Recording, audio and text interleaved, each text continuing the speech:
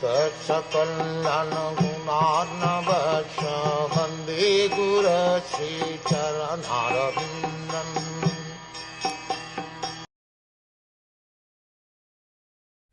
When I was born from the abdominal lotus flower of the Lord Mahavishnu, the great person, I had no ingredients for sacrificial performances except the bodily limbs of the great personality of Godhead.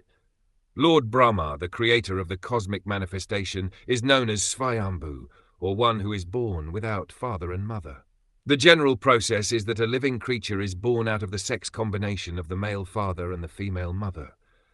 But Brahma, the firstborn living being, is born out of the abdominal lotus flower of the Mahavishnu plenary expansion of Lord Krishna. The abdominal lotus flower is part of the Lord's bodily limbs, and Brahma is born out of the lotus flower. Therefore Lord Brahma is also a part of the Lord's body. Brahma, after his appearance in the gigantic hollow of the universe, saw darkness and nothing else. He felt perplexity, and from his heart he was inspired by the Lord to undergo austerity, thereby acquiring the ingredients for sacrificial performances.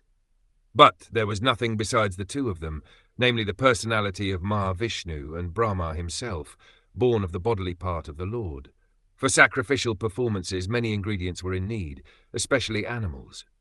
The animal sacrifice is never meant for killing the animal, but for achieving the successful result of the sacrifice. The animal offered in the sacrificial fire is, so to speak, destroyed, but the next moment it is given a new life by dint of the Vedic hymns chanted by the expert priest.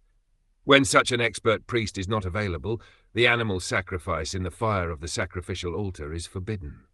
Thus Brahma created even the sacrificial ingredients out of the bodily limbs of the Garbhodakashi Vishnu, which means that the cosmic order was created by Brahma himself. Also, nothing is created out of nothing, but everything is created from the person of the Lord.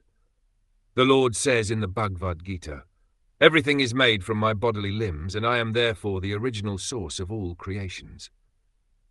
The impersonalists argue that there is no use in worshipping the Lord when everything is nothing but the Lord himself. The personalist, however, worships the Lord out of a great sense of gratitude, utilizing the ingredients born out of the bodily limbs of the Lord.